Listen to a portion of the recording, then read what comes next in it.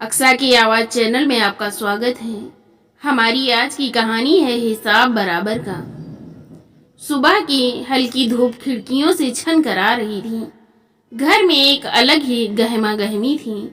मोहिनी जी का छोटा बेटा सूरज, जो विदेश में नौकरी करता था, आज उसके लिए एक ऊंचे खानदान से रिश्ता देखने लड़की वाले आ रहे थे और मोहिनी जी यह मौका किसी हाल में हाथ से जाने देना नहीं चाहती थीं। इसलिए लड़की वालों की खातिरदारी में कोई कसर नहीं छोड़ना चाहती थीं। वह सुबह से अपनी बड़ी बहू संध्या के पीछे लगी थी। संध्या बहू, अरे ये सफाई की है तुमने? यहाँ सारी धूल जमी पड़ी है। एक शोपीस की ओर देखते हुए मोहिनी जी बोली। संध्या ने बिना कुछ कहे वहां से धूल साफ की और फिर हाथ धोकर किचन की ओर भागी। हे भगवान, अब यहाँ देखो जरा, ये सोफे ठीक से झाड़े ही नहीं। कहते हुए मोहिनी जी खुद सोफे झाड़ने लगी। सब्जी और छोले तैयार हो गए हो तो खीर भी बनने रख दी। जरा जल्दी जल्दी हाथ चलाओ। जी माँ जी, बना रही हूँ, हड़बड़ाते हुए संध्या ने कहा और फिर काम करने की गति बढ़ा दी। पूरियों का आटा भी लगाना बाकी है अभी। तुम कर क्या रही हो? बस लगाने लगी हूँ माँ जी, अपने दुपट्टे से पसीने की बूंदें पोंछती हुई संध्या ने कहा। तो मोहिनी जी ने ठोड़ी पर हाथ रखा और शक की निगाहों से किचन का जायजा लेने लगी। संध्या की पूरी कोशिश थी कि सब कुछ ठीक ठाक निपट जाए। वो जानती थी कि अगर कुछ भी ऊंच नीच हुई तो हर बार की तरह सासू माँ उसे खरी खोटी सुनाने से नहीं चूकेंगी। लड़की वालों के आने का समय हो रहा था, लेकिन बेचारी संध्या को इतनी फुर्सत भी कहाँ मिली थी कि जाकर अपने कपड़े ही बदल लेती। आखिरकार दरवाजे की घंटी बजी। मोहिनी जी ने जल्दी से अपनी साड़ी ठीक की, चेहरे पर बनावटी मुस्कान लाई और दरवाजा खोल दिया। अरे आइए आइए, कब से आपका इंतजार था। उन्होंने लड़की वालों का हाथ जोड़कर स्वागत किया। लड़की के माता पिता के साथ उसके चाचा चाची भी आए थे। उनकी चाल ढाल और कपड़ों से ही साफ झलक रहा था कि वे कितने संपन्न हैं।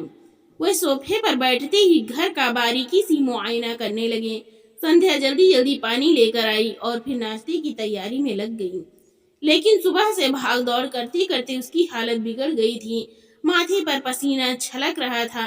साधारण सलवार कमीज पर सूती दुपट्टा पहने हुई थी। वो भी काम करते करते गंदा हो गया था। लड़की वालों में से चाची ने धीरे से फुसफुसाया, ये कौन है?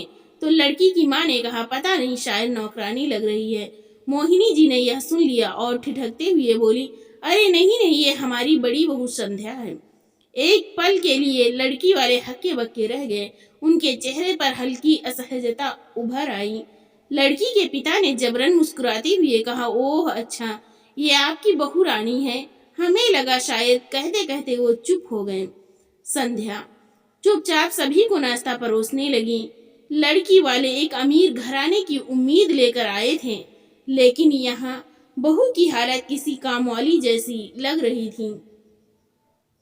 मोहिनी जी को लगा कि माहौल थोड़ा असहज हो गया है, इसलिए उन्होंने हंसते हुए कहा, क्या करें, हमारी बहू को काम की आदत ही इतनी है, इसे आराम करना आता ही नहीं।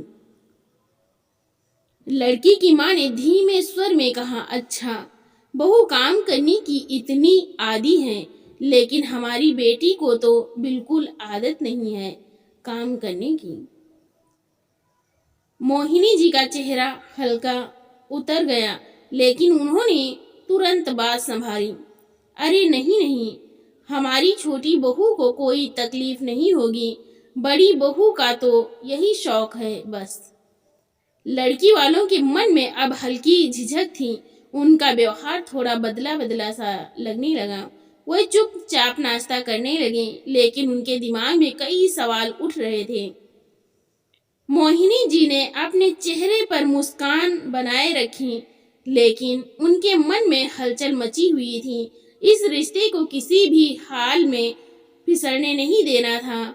उन्होंने अपनी बातों से माहौल को ठीक करने की कोशिश जारी रखी। चाय नाश्ते के बाद लड़की वालों ने इधर उधर की बातें की, लेकिन माहौल पहले जैसा सहज नहीं रहा। तभी लड़की के पिता ने सवाल किया, वैसे आपका बेटा सूरज कब आने वाला है भारत? मोहिनी जी ने झट से मुस्कान ओढ़ ली। बस यूं समझिए कि 1 महीने के अंदर अंदर पहुंच जाएगा। नौकरी से थोड़ी छुट्टी लेने में दिक्कत आ रही थी, लेकिन अब सब तय हो गया है।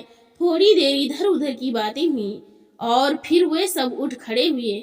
मोहिनी जी ने पूरे जोश के साथ उन्हें विदा किया। हम पूरी उम्मीद रखते हैं कि यह रिश्ता आगे बढ़ेगा। अब आगे का फैसला आप सब पर है।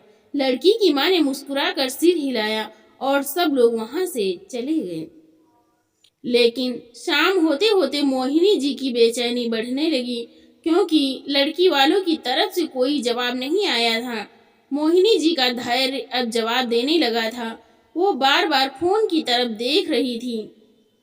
आखिरकार उन्होंने बिचौलिए शर्मा जी को फोन लगाया, जो इस रिश्ते की बातचीत करवा रहे थे। हाँ शर्मा जी, क्या खबर है? लड़की वालों ने क्या कहा? मोहिनी जी की आवाज में हल्की घबराहट थी। शर्मा जी ने कुछ देर चुप रहने के बाद गहरी सांस ली। बहन जी, कहते हुए अच्छा तो नहीं लग रहा, मगर लड़की वालों ने तो साफ मना कर दिया है। क्या? पर क्यों?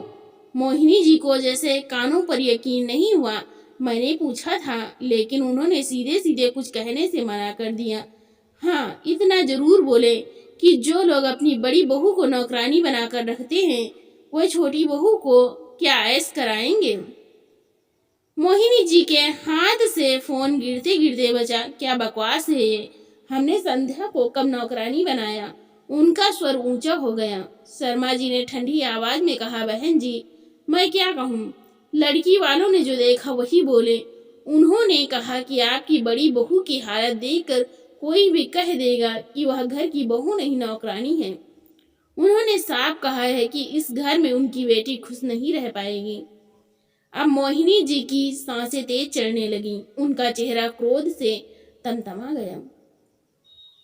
ये सब उस मनहूस संध्या की वजह से हुआ। अगर वह जरा भी संभल कर रहती, ढंग से तैयार होकर बैठती, तो यह नौबत ही नहीं आती। उन्होंने झटके से फोन काट दिया और माथा पकड़कर सोफे पर बैठ गईं। उसी समय मोहिनी जी का बड़ा बेटा, संध्या का पति अमर, घर में दाखिल हुआ। अमर जैसे ही अंदर आया, उसने अपनी माँ को परेशान देखा। वह बेचैनी से गहरी सांसें ले रही थी। क्या बात है माँ, आपकी तबीयत ठीक तो है ना? अमर ने पास बैठते हुए पूछा।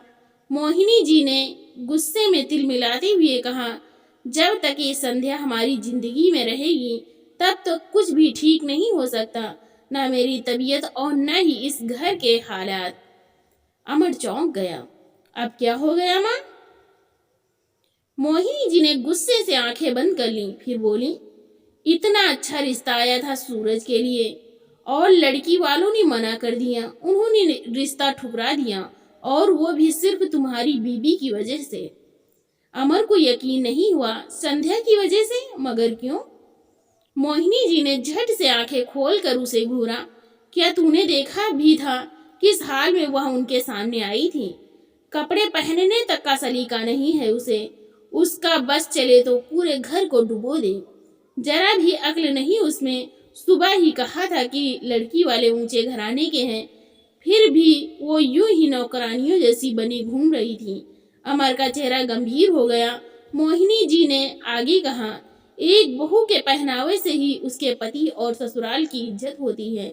अगर वह अच्छे कपड़े पहनेगी तो लोग तुम्हारी ही वाह वाह करेंगे, और अगर वह इस तरह रहेगी तो लोग यही कहेंगे कि हम अपनी बहू पर जुल्म करते हैं, न उसे अच्छा खाने को देते हैं, न ही पहनने को। अब सोच, जब ये बात 10 लोगों तक जाएगी तो हमारी इज्जत का क्या होगा? अमर को अम्मा की बातों में सच्चाई नजर आने लगी। अब तू ही कुछ कर बेटा, अगर इस घर की इज्जत बनाए रखनी है तो अकल ठिकाने लगा अपनी पत्नी की। अमर बिना कुछ कहे तेजी से उठा और गुस्से में अपने कमरे की ओर बढ़ गया। अमर ने झटके से दरवाजा खोला और तो संध्या झट से उठी और बोली, आ गए आप, मैं आपके लिए पानी लेकर आती हूँ। जैसे ही संध्या रसोई की ओर जाने लगी, तभी अमर ने उसका हाथ पकड़कर उसे रोक लिया। और झटके से उसे पीछे की ओर धकेला। संध्या गिरते गिरते बड़ी मुश्किल से संभली, इससे पहले कि वो उसके इस व्यवहार का कारण पूछती। अमर कड़वी आवाज में बोला, ये तुमने कैसा हुलिया बना रखा है? एक ही साल हुआ है हमारी शादी को, और देखो अपने आप को शीशे में नव विवाहिता नहीं किसी की विधवा लग रही हो। सुनते ही संध्या के होश उड़ गए। ये किस तरह की बातें कर रहे हैं आप? और क्या कहूँ, तुम्हें तो इतनी भी अक्ल नहीं है कि किसी के सामने कैसे आना चाहिए। संध्या ने हैरानी से कहा, क्या मतलब? अच्छा, इतनी छोटी बच्ची भी नहीं हो तुम जो इतना भी नहीं समझती कि जब बाहर से लोग आए तो कैसे तैयार होकर आना चाहिए। लोग क्या सोचेंगे कि हम लोग तुम्हें ठीक से पहनने को नहीं देते। संध्या की आंखों में आंसू आ गए। पर अमर, सुबह से सारा काम में मैं ही तो कर रही थी। मैंने पहनने के लिए नई साड़ी निकाली भी थी, लेकिन इतना समय नहीं था कि कपड़े बदलने की फुर्सत ही मिल पाई। इसलिए तभी अमर उसकी बात काटते हुए जोर से चिल्लाए, तो क्या हुआ? घर के काम करना तुम्हारी जिम्मेदारी है। तुम क्या चाहती हो तुम्हारी सेवा के लिए यहाँ नौकरों की फौज खड़ी हो? घर के जितने भी काम हैं वो तो तुम्हें ही करने पड़ेंगे, लेकिन इसका मतलब ये नहीं कि तुम दूसरों के सामने हमारी बेइज्जती करवाओ। आज तुम्हारी वजह से सूरज का इतना अच्छा रिश्ता हाथ से चला गया। आज के बाद अगर तुम किसी के सामने ऐसी हुलिये में आई तो तुम्हारी खैर नहीं। संध्या हैरान थी, क्योंकि शादी के बाद से लेकर आज तक, सुबह से लेकर रात तक वो सिर्फ और सिर्फ अपनी सास और पति के इशारों पर ही नाच रही थी। फिर भी उसे ही बातें सुनाई जाती थी, बात बात पर जलील किया जाता था, और कभी कभी तो अमर उस पर हाथ भी उठा देता था। लोअर मिडिल क्लास फैमिली से संबंध रखती थी संध्या। माँ बाप ने बड़ी मुश्किल से पढ़ा लिखा कर उसका ब्याह रचाया था। उसका कोई भाई नहीं था, और संध्या अपने माँ बाप को अपनी हालत के बारे में बताकर उन्हें कोई तकलीफ नहीं देना चाहती थी। ये बात अमर और उसकी माँ जानते थे, और इसी बात का फायदा उठाते थे। रसोई में रोटी बनाते वक्त संध्या सोचने लगी कि कितनी उम्मीदें लेकर वो शादी करके इस घर में आई थी कि माँ जैसी सास मिलेंगी, प्यार करने वाला पति मिलेगा, लेकिन हकीकत इससे बिल्कुल उलट निकली। सास दिन भर हुक्म चलाती और रात होते ही बहू की शिकायतों का पिटारा खोल देती। अमर कभी भी उसकी बात सुनने की कोशिश नहीं करता, उल्टा जरा जरा सी बात पर चीखना, चिल्लाना और कभी कभी हाथ तक उठा देना उसकी आदत बन चुकी थी। कितने महीनों से वो अपने घर नहीं गई थी, माँ बाप से मिले कितना समय बीत गया था। शादी से पहले तो सोचा था कि एक ही शहर में तो मायका और ससुराल है, जब भी दिल करेगा माँ के पास चली जाएगी, लेकिन यहाँ तो उसे घर से बाहर पैर निकालने तक की इजाजत नहीं थी। एक बार माँ से मिलने की बात कही थी तो अमर ने अपनी माँ की बोली बोलते हुए गुस्से से आंखें दिखाकर कहा था, हर दूसरे दिन मायके जाने की जरूरत नहीं है, अब यही तेरा घर है और तुझे इसी घर में रहना है। उसके बाद तो संध्या ने माँ से मिलने जाने बात करने की हिम्मत ही नहीं की। फोन पर भी बात होती तो सास की कड़ी नजरों के बीच बस कुछ ही मिनटों की औपचारिक बातचीत होती। तभी बाहर से सासू माँ की तेज आवाज आई, बहू रसोई में जाकर सो गई है क्या? अमर डाइनिंग टेबल पर बैठा इंतजार कर रहा है। तभी ख्यालों में डूबी संध्या एकाएक ख्यालों की दुनिया से बाहर आई। खाना लगाकर टेबल पर रखा, लेकिन मन अब भी भारी था। अगले दिन सुबह जब संध्या रोजाना की तरह काम करने में व्यस्त थी तो उसकी सासू माँ ने कहा, आज हमें मेरी सहेली के बेटे की शादी में जाना है, तो कोई अच्छे से कपड़े पहन कर तैयार हो जाना। तो संध्या ने धीमे स्वर में कहा, जी माँ जी, मैं तैयार हो जाऊंगी। तभी मोहिनी जी नाक चढ़ाते हुए बोली, और हाँ, मैं चाहती हूँ कि तुम अच्छे से तैयार हो, कोई ऐसा वैसा सूट मत पहन लेना, मेरी इज्जत का सवाल है। सासू माँ की बातें सुनकर संध्या कुछ पल के लिए सन्न रह गई। कल की कड़वी बातें अभी भी उसके मन में गूंज रही थी, और सासू माँ आज सुबह फिर उसे नीचा दिखाने में लगी थी। संध्या ने धीरे से सिर हिलाया और मोहिनी वहां से चली गई। लेकिन संध्या का दिल बुझ सा गया था। शाम को उसने अपनी अलमारी से एक हल्का गुलाबी रंग का सूट निकाला और तैयार होने लगी। उसने हल्का सा श्रृंगार किया, लेकिन चेहरा अब भी उतरा हुआ था। तभी कमरे में अमर आ गया तो संध्या ने जल्दी से उसके कपड़े निकाल कर उसे दे दिए। वह सोच रही थी कि शायद अमर उसकी ओर देखकर उसकी तारीफ करेगा, लेकिन अमर ने उसकी ओर नजर भर कर देखा तक नहीं। फिर संध्या ने ही पूछ लिया, बताइए तो कैसी लग रही हूँ मैं? तो अमर उसे देखते हुए बोला, ठीक लग रही हो। इतना ठंडा सा जवाब पाकर संध्या का दिल बुझ सा गया। तभी कमरे में उसकी सासू माँ आई और बोली, अरे अमर, आ गया तू? जल्दी से तैयार हो जा, नहीं तो देर हो जाएगी। फिर मोहिनी जी की नजर संध्या की ओर गई। बहू, तुमने फिर यह बेकार सा सूट पहन लिया। कितनी बार कहा है, अपनी माँ के दिए हुए यह घटिया से कपड़े पहनने की जरूरत नहीं है। क्या सोचेंगे सब लोग कि मेरी बहू के पास पहनने के लिए ढंग के कपड़े तक नहीं है। अभी के अभी यह कपड़े बदलो और तुम्हारी शादी के शगुन पर जो साड़ी हमने तुम्हें दी थी वह लाल रंग की साड़ी पहनो। और यह क्या, तुमने तो एक गहना तक नहीं पहना। अमर, यह तो सब लोगों के सामने हमारी नाक कटवा कर रख देगी। यह बात सुनकर अमर गुस्से से बोला, तुमने सोने के गहने क्यों नहीं पहने? तो संध्या बोली, वो गहने तो इससे पहले कि संध्या अपनी बात पूरी कर पाती, मोहिनी जी ऊंची आवाज में बोली, हाँ हाँ मुझे मालूम है, गहने मेरे पास हैं, संभाल कर ही रखे हैं, खाए नहीं जा रही हूँ मैं तुम्हारे गहने। पर मुझे ये भी मालूम है कि तुम उन गहनों को संभाल कर नहीं रख पाओगी, इसलिए अपने पास रखे हैं मैंने। फिर अमर ने कहा, संध्या, तुम माँ से गहने मांग भी तो सकती थी, लेकिन नहीं। तुम्हारे अहम को तो ठेस पहुंचती ना। या फिर तुम दुनिया वालों के सामने यह साबित करना चाहती हो कि तुम बहुत बेचारी हो, जिसे आज तक किसी ने कुछ नहीं दिलाया। अब खड़े खड़े मेरा मुंह क्या ताक रही हो? और हाँ, अब चेहरे पर जरा मुस्कुराहट रखो, शादी पर जा रहे हैं, किसी मातम में नहीं।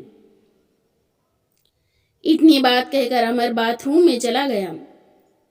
संध्या की आंखों से आंसू छलक रहे थे।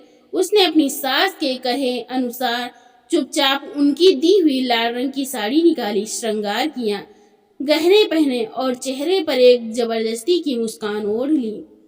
कुछ देर बाद वे सब शादी में पहुंच गए। मोहिनी जी की सहेलियां और अन्य जान पहचान के लोग वहां मौजूद थे। संध्या ने देखा कि जैसे ही वे लोगों के सामने पहुंचे, उसकी सास और पति का व्यवहार एकदम बदल गया। मोहिनी ने संध्या को अपने पास खींचा और गर्व से कहा, देखो, ये मेरी बहू है, कितनी सुंदर और संस्कारी है ना। उनकी आवाज में वही मिठास थी जो संध्या को घर पर कभी सुनने को नहीं मिलती थी। अमर भी संध्या के पास खड़ा था। उसने उसकी तरफ देखा और मुस्कुराते हुए बोला, तुम आज बहुत खूबसूरत लग रही हो। संध्या ने उसकी ओर देखा, लेकिन उसकी आंखों में कोई भाव नहीं था। वह जानती थी कि यह सब सिर्फ दिखावा है। इधर मोहिनी जी की सहेली राधा अपनी दूसरी सहेली से बात कर रही थी। वैसे मोहिनी की बहू तो बहुत बड़ी खूबसूरत है और सुना है स्वभाव की भी बहुत अच्छी है, राधा ने कहा। दूसरी सहेली ने हाँ में सिर हिलाती हुए कहा, ख्याल तो उसका मोहिनी भी बहुत रखती होंगी। बहू से अच्छा व्यवहार हासिल करने के लिए उसके साथ भी तो अच्छा व्यवहार रखना पड़ता है ना। राधा ने मुस्कुराती हुए जवाब दिया, हाँ मोहिनी हर जगह अपनी बहू को अपने साथ लेकर जाती है और देखो ना कितने अच्छे से तरीके से पेश आती है उसके साथ। बहू की साड़ी तो देखो कम से कम 8-10 हजार की होगी। तभी मोहिनी जी अपनी सहेलियों के पास आई तो राधा बोली, वाह मोहिनी, तुमने तो बहुत अच्छी किस्मत पाई है, बहू तो बहुत खूबसूरत है तुम्हारी। मोहिनी जी ने गर्व से सिर हिलाया और बोली, अरे राधा, अगर लड़की ससुराल में हंसी खुशी से रहेगी तो चेहरे पर निखार तो आएगा ही ना। बेटी की तरह रखती हूँ मैं उसे, और अमर का तो क्या ही कहूँ, सारे नखरे उठाता है उसके। अगर इतना ख्याल रखा जाएगा ससुराल में तो चेहरे पर चमक क्यों नहीं होगी। राधा ने हंसते हुए कहा, वह तो दिखता ही है कि अमर कितना प्यार करता है उसे। आए दिन फेसबुक पर उसके साथ अपनी फोटो शेयर करता है। क्या नसीब है तुम्हारी बहू का। मोहिनी जी ने गर्व से कहा, अरे वह तो यहाँ इतनी खुश है कि अपने मायके जाने का नाम ही नहीं लेती। उसके माँ बाप तो रोज उसे फोन करके आने को कहते हैं, लेकिन वह जाती ही नहीं। मैं भी उसे कहती हूँ कि बेटा थोड़े दिनों बाद अपने मायके चक्कर लगा लिया करो, वहाँ रहने चली जाया करो। आखिर माँ बाप का भी तो दिल करता होगा ना मिलने का, पर उसका तो इतना दिल लगा हुआ है यहाँ पर कि माँ बाप को भी भूल गई है। राधा ने आश्चर्य से कहा, अरे वाह, यह तो कमाल की बात है, वरना आजकल की बहुएं तो सास के साथ रहना भी पसंद नहीं करती, और यहाँ तुम्हारी बहू तुम्हारे साथ रहकर इतनी खुश है। फिर राधा ने संध्या के गहनों की तरफ इशारा करते हुए कहा, वैसे तुम्हारी बहू के गहने तो बहुत खूबसूरत हैं, तुम्हारी तरफ से हैं क्या। मोहिनी जी ने कहा, अरे और नहीं तो क्या, एक एक गहना मैंने बहुत शौक से बनवाया है अपनी बहू के लिए।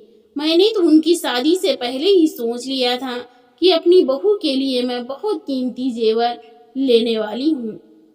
एक भी गहना हल्का नहीं है, सब के सब भारी और जड़ाऊ हैं। संध्या यह सब सुन रही थी। बात उन गहनों की हो रही थी जो मोहिनी जी ने उसकी शादी के समय खरीदे जरूर थे, लेकिन आज तक उसे अपने गहने पहनने का सौभाग्य नहीं मिला था। आज सिर्फ इसलिए पहनाए गए थे क्योंकि बाहर वालों को दिखाना था।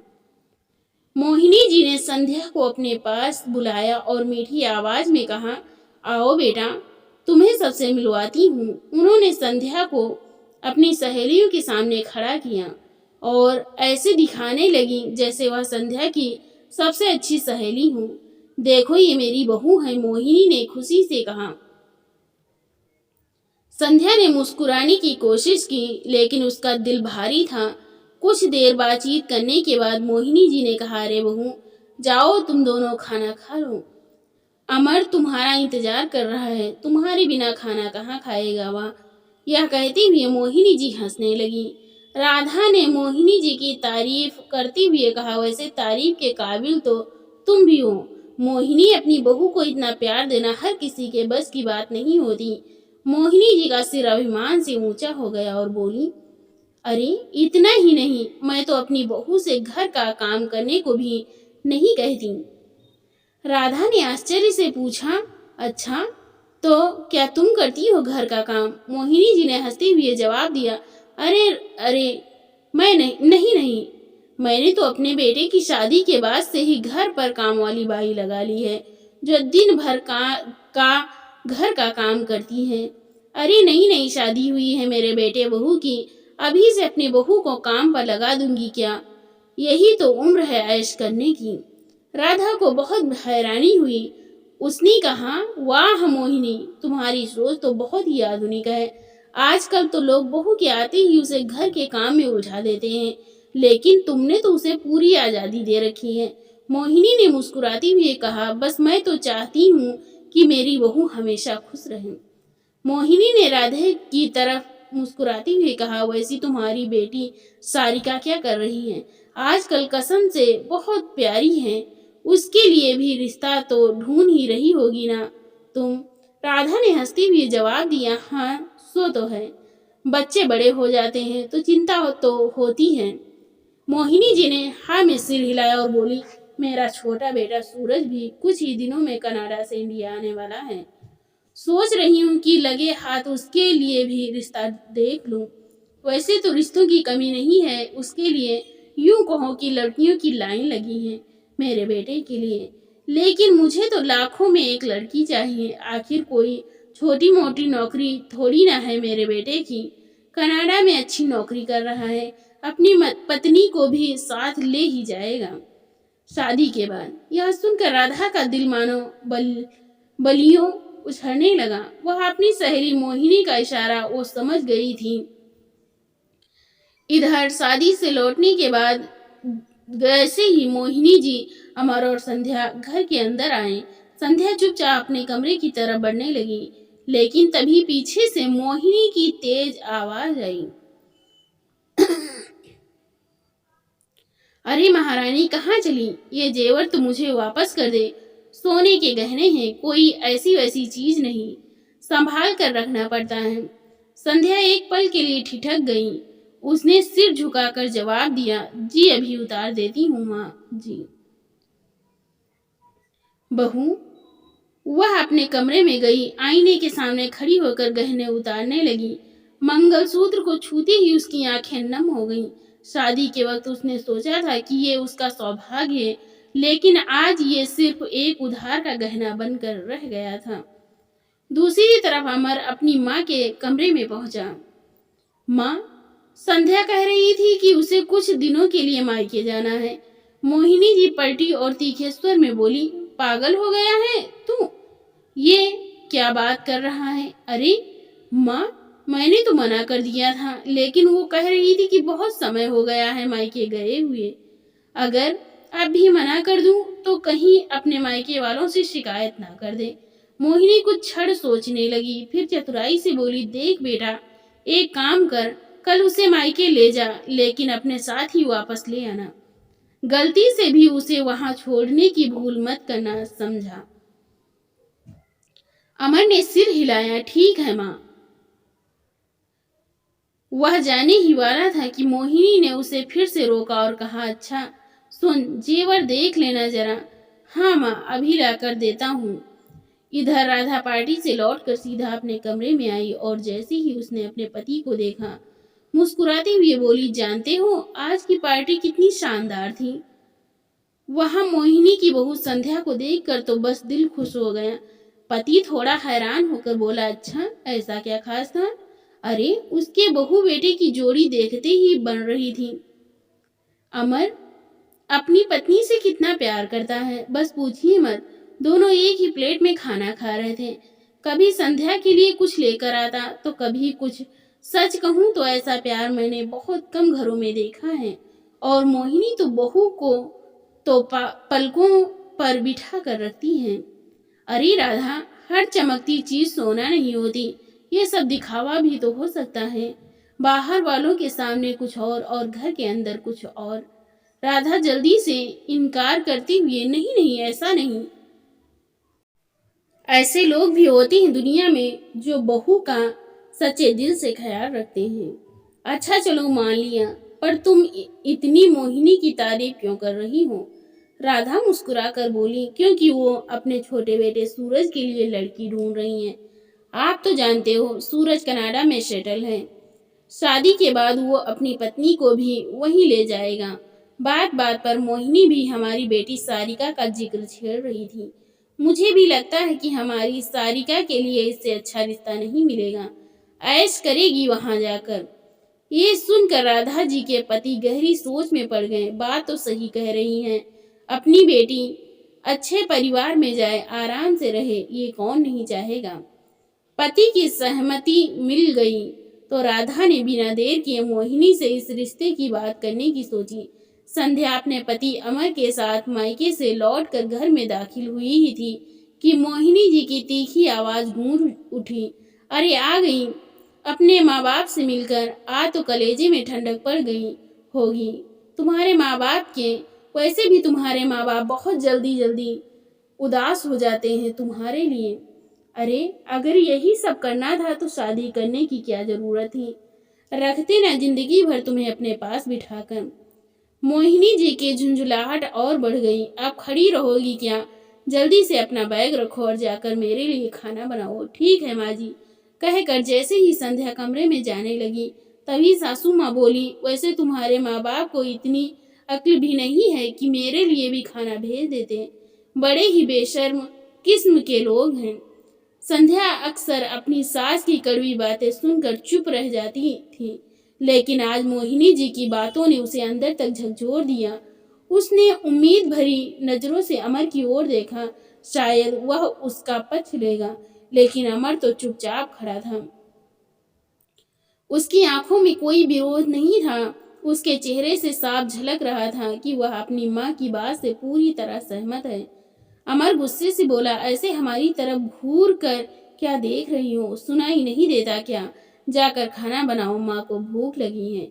गहरी सांस लेकर उसने खुद को संभाला और चुपचाप अपने कमरे में चली गई। दरवाजा बंद करते ही उसकी आंखों से आंसू छलक पड़े। इधर मोहिनी जी ने अमर को अपने पास बुलाया, फिर संदेह भरे स्वर में बोली, इसे वहां अपने माँ बाप के साथ अकेला तो नहीं छोड़ा? अरे नहीं माँ, कैसी बातें कर रही हो? मैं एक सेकंड के लिए भी वहां से नहीं हटा। वही लोग इसे 2-4 दिन रुकने के लिए कह रहे थे, लेकिन मैंने साफ मना कर दिया। मोहिनी जी के चेहरे पर कुटिल मुस्कान आ गई। उन्होंने संतोष से सिर हिलाया, अच्छा किया तूने। बहुओं को ज्यादा ढील दी जाए तो बगावत पर उतर आती हैं। सुबह हो चुकी थी, लेकिन सास की कड़वी बातें और अमर का बेरुखी भरा व्यवहार संध्या के मन को छलनी कर रहे थे। तभी अमर की आवाज ने उसकी तन्हाई को चीर दिया और चिढ़ते हुए बोला, ये कैसी सूरत बना रखी है तुमने? जब देखो रोनी शक्ल बनाए बैठी रहती हो। संध्या ने गहरी सांस ली और खुद को संभालते हुए धीरे से बोली, अच्छा आप नहीं जानते, रात को आपकी माँ ने मेरे और मेरे माता पिता के बारे में जो कुछ कहा, क्या वो सही था? अमर ने नजरें चुराते हुए खींच कर जवाब दिया, तो क्या गलत कहा मेरी माँ ने? संध्या का दिल धक से रह गया। वो हैरानी से बोली, मेरे माँ बाप के खिलाफ इतनी बातें कह दी उन्होंने और तुम्हें इसमें कुछ भी गलत नहीं लगा? अगर क्रोधित स्वर में बोला, बस इसलिए तो मैं तुम्हारे मायके जाने के खिलाफ हूँ। वहां से लौटने के बाद तुम्हारा दिमाग खराब हो जाता है। संध्या का गुस्सा अब आंसू बनकर छलक पड़ा। अच्छा, कह तो ऐसे रहे हो जैसे मैं आए दिन मायके ही जाती रहती हूँ। सिर्फ एक दिन मेरी माँ ने रुकने को कहा था, फिर भी तुमने कैसे झूठ बोला कि माँ की तबीयत खराब है। झूठा बहाना बनाकर मुझे जबरदस्ती यहाँ वापस ले आई। अच्छा, जबान भी चढ़ने लगी है तेरी। कहते हुए अमर का चेहरा गुस्से से लाल हो गया। उसने आओ देखा न था और जोरदार तमाचा संध्या के चेहरे पर जड़ गया। थप्पड़ की तीव्रता इतनी थी कि वह सीधे बिस्तर पर जा गिरी। उसकी आंखों के आगे अंधेरा सा छा गया। अमन ने उसकी ओर देखा और निर्दयता से बोला, अगर इतनी ही तकलीफ है तो सामान बांधो और अपने मायके चली जाओ, और उसके बाद यहाँ वापस आने की जरूरत नहीं। संध्या की आंखें आंसुओं से भर आईं, लेकिन अमर वहीं नहीं रुका। आदेश भरे स्वर में वो बोला, अब खड़ी हो जाओ और जाकर नाश्ता बनाओ, मुझे ऑफिस जाना है और माँ को भी भूख लगी है। और खबरदार, फिर कभी ऐसी रोती सूरत दिखाई तो अगली बार ऐसा हाल करूंगा कि खुद को पहचान नहीं पाओगी। संध्या को समझ नहीं आ रहा था कि कोई इंसान इतना जालिम कैसे हो सकता है। वह बिना कुछ कहे उठी और खुद को संभालती हुई रसोई की ओर चल दी। कुछ देर बाद मोहिनी जी के पास फोन आया। उनकी सहेली राधा का फोन था। फोन उठाया तो मोहिनी खुश होते हुए बोली, अरे वाह राधा, तुमने तो मेरे मन की बात कह दी। मैं तो कब से चाहती थी कि हमारी दोस्ती रिश्तेदारी में बदल जाए। राधा और मोहिनी दोनों की खुशी का ठिकाना नहीं था। बिना ज्यादा बातचीत के दोनों परिवारों के लड़के और लड़की को एक दूसरे की तस्वीर दिखाकर रिश्ता पक्का कर दिया। अब बस सूरज के इंडिया आने का इंतजार था ताकि इस रिश्ते को औपचारिक रूप दिया जा सके। करीब 10 दिन के बाद अमर का छोटा भाई सूरज भी इंडिया पहुंच गया। वह घर पहुंचकर अंदर आया तो संध्या सफाई कर रही थी। उसे देखते ही वो खुशी से उससे बातें करने लगी। आवाज सुनकर मोहिनी जी और अमर भी वहां आ गए। अपने बेटे को देखते ही मोहिनी जी के चेहरे की खुशी छिपाए नहीं छिप रही थी और फिर घूरती आंखों से संध्या की ओर देखते हुए बोली, अब यहीं खड़ी रहेगी या मेरे बेटे के लिए कुछ चाय पानी भी लेकर आएगी? इतना भी नहीं सिखाया तेरे माँ बाप ने? यह सुनकर संध्या अंदर चली गई तो सूरज बोला, क्या माँ, इतनी सी बात पर उसे डांट दिया? तो मोहिनी बोली, अरे तू नहीं जानता इसे, इसलिए ज्यादा उसकी तरफदारी करने की जरूरत नहीं है। अच्छा वो सब छोड़, तू मुंह धोकर फ्रेश हो जा, भूख लगी होगी तुझे। कुछ देर बाद संध्या ने चाय की ट्रे संभालते हुए जैसे ही सूरज के कमरे में जाने लगी, अंदर से आती आवाजों ने उसे रोक दिया। सूरज झुंझलाते हुए बोला, माँ ये सही नहीं है। सारिका और उसके घर वालों को इतना भी नहीं बताया कि मेरी नौकरी जा चुकी है और मेरा वीजा भी कैंसिल हो गया है। मोहिनी गुस्से से बोली, अरे तू पागल हो गया क्या? जानता भी है कि सारिका के माँ बाप कितने रईस हैं, इकलौती बेटी है उनकी। शादी होते ही उसका बाप तेरा करियर और बिजनेस सेट कर देगा। लेकिन माँ, उन्हें अंधेरे में रखना गलत होगा। अगर शादी के बाद उन्हें पता चला तो? सूरज बेचैनी से बोला।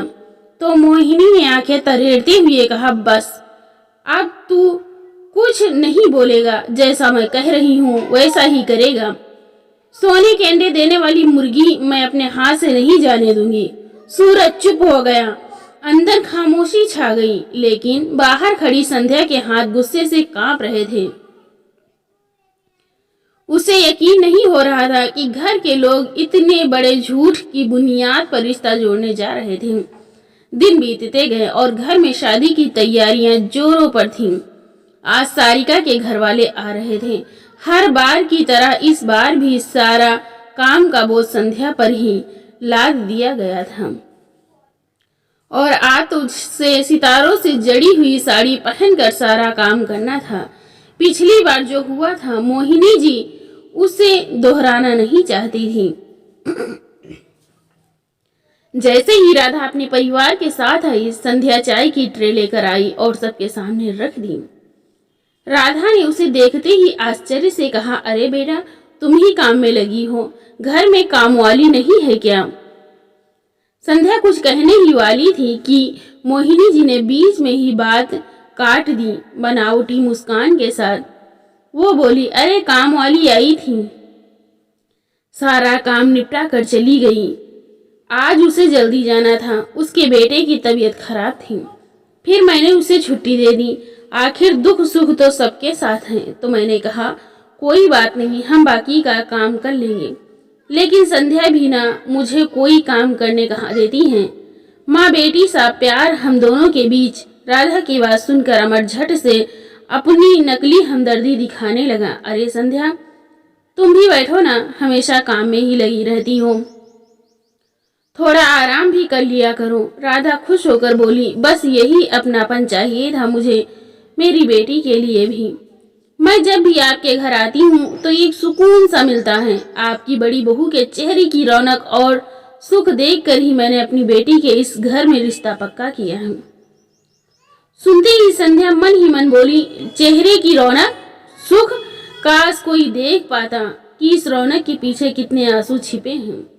तभी राधा के पति श्रीवास्तव जी बोले, वैसे सूरज बेटा, एक बात पूछनी थी। हमारी बेटी सारिका के विदेश जाने के लिए पेपर्स कब तैयार हो जाएंगे? आखिर वह भी तुम्हारे साथ ही कनाडा जाएगी ना?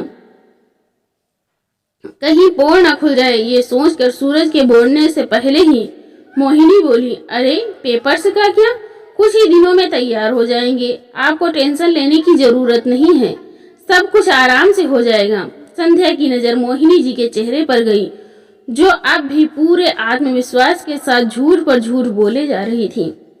संध्या का दिमाग घूम गया। सब लोग शादी के इंतजाम के बारे में बातें कर रहे थे, परंतु संध्या के अंदर ज्वालामुखी धधक रहा था। वह जानती थी कि अगर उसने सीधे सीधे कुछ कहा तो कोई उसकी बात पर यकीन नहीं करेगा।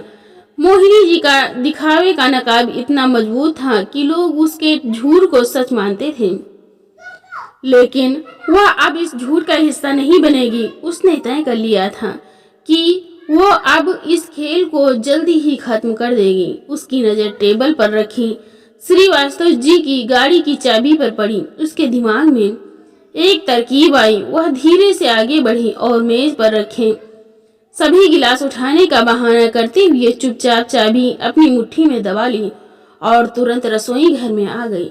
उसी समय सूरज किसी काम से घर से बाहर निकला तो राधा जी ने कहा, अच्छा बहन जी, अब हम चलते हैं। शादी के दिन ही मुलाकात होगी। बहुत अच्छा लगा यहाँ आकर। अरे इतनी जल्दी क्या? पर कोई नहीं, अब तो अपने ही घर आना जाना लगा रहेगा। मोहिनी बनावटी ढंग से मुस्कुराते हुए बोली। वे लोग वहां से चले गए। उनकी गाड़ी गली के बाहर खड़ी थी, इसलिए उन्हें वहां तक पैदल ही जाना था। लेकिन जैसे ही वे गली के बाहर पहुंचे, श्रीवास्तव जी ने अपनी जेब में हाथ डाला। श्रीवास्तव जी हैरानी से बोले, अरे मेरी गाड़ी की चाबी कहाँ गई? उन्होंने दूसरी जेब टटोली, फिर कोट की जेब में हाथ डाला, लेकिन चाबी नहीं मिली। मुझे लगता है चाबी उनके घर पर ही रह गई है। हाँ, शायद वहीं रख कर भूल गए होंगे। चलिए मैं भी चलती हूँ। वे दोनों वापस मोहिनी जी के घर की ओर चल पड़े। उसने अपनी दूसरी चाल चल दी। उसने अपनी सास और पति की ओर देखा और साफ शब्दों में कहा, मैं अब इस झूठ का हिस्सा नहीं बनूंगी। मैं सारा सच लड़की वालों को बता दूंगी। मोहिनी के चेहरे का रंग उड़ गया और घबरा कर बोली, क्या बकवास कर रही है? तू करेगी ऐसा? इतनी हिम्मत? संध्या बिना डरे उनकी आंखों में आंखें डालकर खड़ी रही। अमर का खून खौल उठा। उसने झपट कर हाथ उठाया। चुप हो जा। अगर एक शब्द और बोला तो संध्या कड़क आवाज में बोली, मार लो जितना मर्जी मार लो, लेकिन अब मैं चुप नहीं रहूंगी। अब मैं सच्चाई सबके सामने ला कर रहूंगी। तुम सब ने मुझे बहुत सताया, लेकिन अब किसी और लड़की की जिंदगी बर्बाद नहीं होने दूंगी। मैं उन्हें बताऊंगी कि यह शादी एक धोखा है। सूरज की कोई नौकरी नहीं है कनाडा में। ये भी बताऊंगी कि तुम लोग मेरे साथ जानवरों से भी बुरा सलूक करते हो, घर की नौकरानी बनाकर रखते हो। इतने अत्याचार के बाद मुझे जबरदस्ती मुस्कुराने को बोलते हो। तुम लोग ने झूठ बोलकर उन्हें फंसाया है। मैं उन्हें बताऊंगी कि संध्या की बात पूरी भी नहीं हुई थी कि अमर का हाथ उठा और एक जोरदार थप्पड़ उसकी गाल पर पड़ा।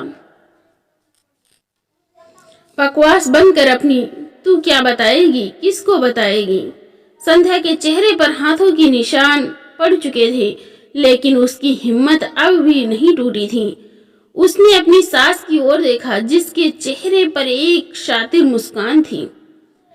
मोहिनी हाथ नचाती हुई बोली, देख लिया कैसी जुबान चल रही है इसकी, इसलिए कहती थी कि इसे काबू में रख।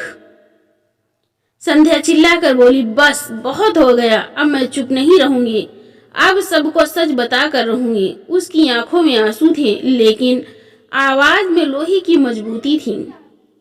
अगर फिर से संध्या के बाल खींचते हुए बोला, अगर तूने मुंह खोला तो आज तेरी जुबान हमेशा के लिए बंद कर दूंगा। लेकिन इस बार किसी ने पीछे से अमर का हाथ रोक लिया।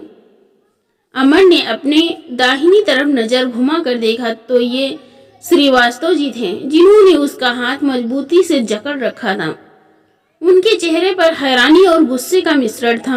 मोहिनी जी के चेहरे का रंग उड़ गया। अमर भी हक्का बक्का रह गया। तो यह सब चल रहा था इस घर में। हमारी बेटी को भी ऐसे ही फंसाने की साजिश हो रही थी। संध्या राधा जी बोली। श्रीवास्तव जी ने गहरी सांस ली और एक कड़वी हंसी हंसे। वाह मोहिनी जी वाह, आपने तो बहुत बड़ा खेल खेला था। हम तो आपके जाल में इस कदर फंस चुके थे कि अपने हाथों से अपनी बेटी का गला घोटने चले थे। मोहिनी जी घबरा गईं। अरे नहीं नहीं, आप गलत समझ रहे हैं। यह लड़की तो झूठ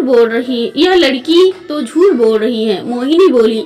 लेकिन अब बहुत देर हो चुकी थी। राधा ने आगे बढ़कर संध्या के गालों पर पड़े लाल निशानों को देखा और आंखों में आंसू भर आए। हे भगवान, इस मासूम का क्या हाल कर दिया तुमने। फिर श्रीवास्तव जी गंभीर स्वर में बोले, अब यह रिश्ता तो किसी भी हालत में नहीं होगा। मोहिनी और अमर सदमे में आ गए। मोहिनी, अरे नहीं भाई साहब, सुनिए तो सही, गिड़गिड़ाते हुए मोहिनी ने कहा। बहुत सुन लिया, अब हमें और कुछ नहीं सुनना, कहते हुए राधा जी घर से बाहर जाने लगी। लेकिन जाते जाते उन्होंने संध्या की ओर देखा और उसका हाथ थाम लिया। बेटा, अब तुझे इस नर्क में नहीं रहना चाहिए। अगर हमने तुम्हें यहाँ रहने दिया तो ये जालिम लोग तुम्हें जान से मार देंगे। तुम हमारे साथ चलो। श्रीवास्तव जी और राधा संध्या को लेकर सीधे पुलिस स्टेशन पहुंचे। संध्या के गले, बाजुओं और चेहरे पर पड़े निशान को देखकर पुलिस ने बिना देर किए घरेलू हिंसा का मामला दर्ज कर लिया। इतने घाव देखकर पुलिस वाले भी हैरान थे।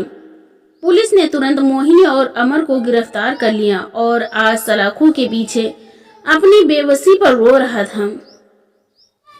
श्रीवास्तव जी की मदद से संध्या ने उन पर कोर्ट केस कर दिया था, जिससे बच पाना अमर और मोहिनी के लिए नामुमकिन था। अब संध्या ने ठान लिया था वो स्वयं पर हुए सारे अत्याचारों का हिसाब बराबर का करके रहेंगे। इसके बाद संध्या के कहने पर श्रीवास्तव जी ने उसे उसके मायके छोड़ दिया और उसे हर संभव मदद देने का वादा किया। आज संध्या अपनी जिंदगी के खुद मालिक थी। उसने अपनी अधूरी पढ़ाई फिर से शुरू की, जो शादी के बाद मोहिनी ने यह कहकर छुड़वा दी थी कि अब तुझे सिर्फ घर के काम करने हैं। लेकिन अब वह अपनी पढ़ाई पूरी कर रही थी, साथ ही साथ पार्ट टाइम जॉब भी कर रही थी। आज संध्या एक पीड़िता नहीं थी, वह अपने जैसे अन्य लोगों के लिए एक मिसाल बन चुकी थी। जो कभी चुप रहकर जुल्म सहती थी, अब अपनी आवाज बुलंद कर चुकी थी।